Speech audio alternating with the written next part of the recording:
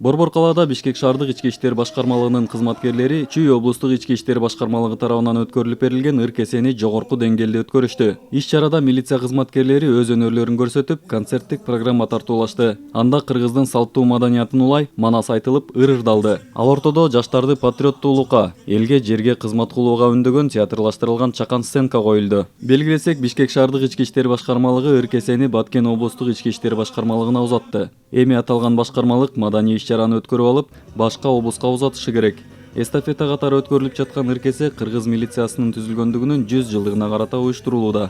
Иш-чараны Чүй облустук ички иштер башкармалыгынын жетекчилиги тараптан демилгелеп, ушуну ички иштер министрлигинин жетекчилигинен колдоо алып, ушул айдын башында бул ыркесени Чүй облустук ички иштер башкармалыгы өткөргөн. Бул милиция кызматкерлеринин арасындагы өнөрлүү балдарды көргөзүп, жана 100 жылдыкка даярдоо максатында биз бүгүн өткөрүп отурабыз.